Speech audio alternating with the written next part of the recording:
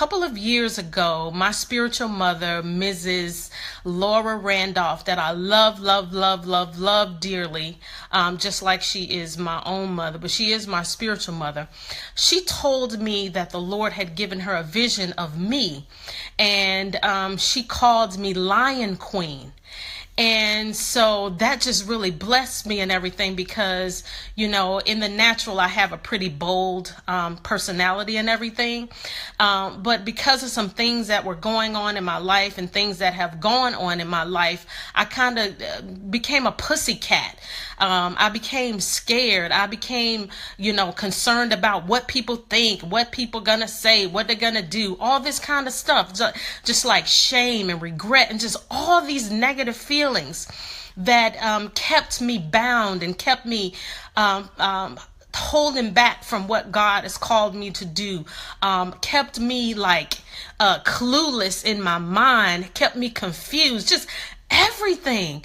And so I was like, it just kind of dropped in my spirit. Stephanie, you are not being the Lion Queen that you are called to be. And so today is me stepping out on faith, me stepping out in my purpose and what God called me to do.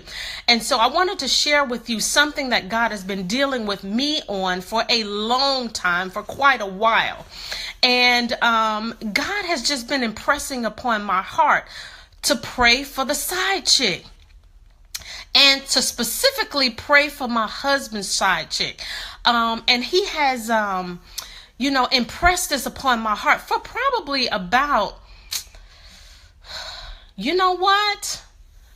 first started in 2011, 2012. So for the past 5 years, I didn't even realize it had been that long. God has been impressing upon me to pray for my husband's side chick for 5 years.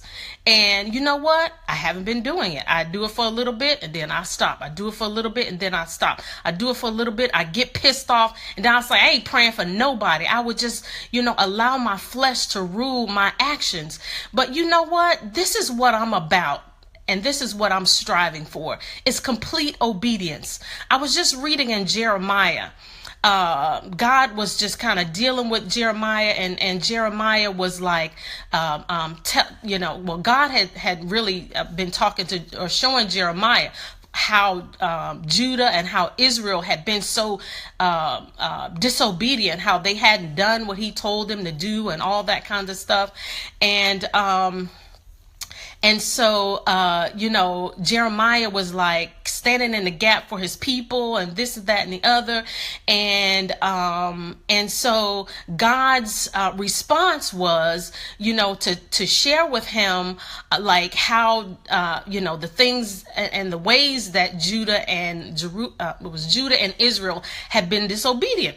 And so, what God did was like, he said to Jeremiah, hey, okay, this is what I want you to do.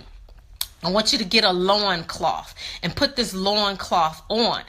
And so Jeremiah did that. He got up and he got a loincloth and he wore it. And so God told him to take that loincloth and hide it and bury it into a cave. And so Jeremiah did that. And so he left it there for a period of time. It didn't say how long that he left it there. But then God told Jeremiah to go back and get that loincloth and put it on again. And so when Jeremiah went and got the loincloth, it was all rotten and it was good for nothing. And basically God used Jeremiah's obedience to show that his principle, to show how, first of all, it was, when God calls us to do something, it's not just one thing. He is a multi-purpose, multifaceted God. He has multi-purposes for our obedience. And that's why it's so important for us to be obedient and to do, no matter how silly, or how absurd that it seems. God wants our radical obedience. And so it's like, it impressed upon me today, oh my God, I have been disobedient. I don't even know why God wants me to pray for this woman that I don't want to pray for. But guess what? I am going to do it, and I am doing it. And I don't know what the purpose of it is. My flesh don't want to pray for my enemy because that's what she is. She's behaving as my enemy. Why does God want me to pray for her? I don't know. But guess what? I have made a commitment that every time I take a shower, because I need reminders because I have so many things on my plate. When I wrote down the things on my plate, like that were on the top of my mind, I had like 31 things to do, like 31 things that I was concerned about. And so, and so I said, okay, as a reminder, every time I take a shower, I'm going to pray for her. So that's going to be my trigger. And you know what? I tried to be a little rebellious because all of a sudden I decided I want to start taking a bath, but I'm going to be the lion queen that God has called me to do. I am going to do bold things. And I want to practice radical obedience. And I ask you, so my question to you is, what absurd thing is God asking you to do? What total thing that don't make no sense is God asking you to do? How is God asking you to override your flesh, your will, your emotions? And I just want to, I came on here to encourage you to do it, because you don't know who might be affected by what you're being called to do. Because what I have experienced is that God is a multi-purpose God. When he asks us to do something, it's not just for us. It's for, I don't know, it's for everybody around it. We don't have no idea. And so it's not really for us to worry about what people think, how you're going to look, what they're going to say, how you feel. Is your hair perfect? How cute do you look? None of that matters. Because guess what?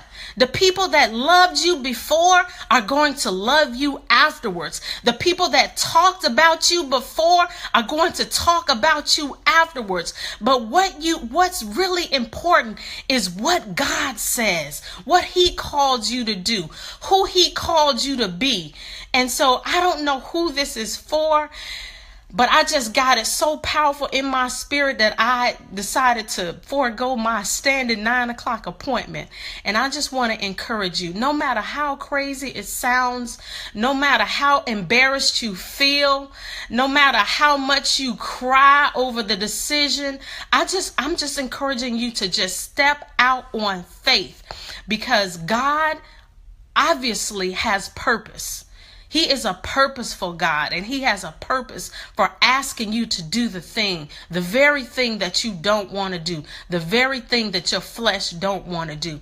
But I guarantee you, because I've done it, the times that I've done the thing that I didn't want to do, the times that I pressed through my flesh, my feelings, my fears, God has blessed me exceedingly abundantly above all you can ask or think. If you want to get over into the exceedingly abundantly above all you can think blessings from God, then I challenge you to do that thing, to pray for your enemies, to do something for your enemies.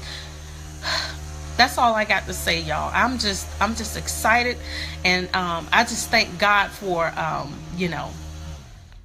giving me the courage to come on here with my hair wet, no makeup, risking persecution, risking people going back and telling her this, that, and the other. You know what? I don't care, because the only person that's important is the audience of one, and that's God.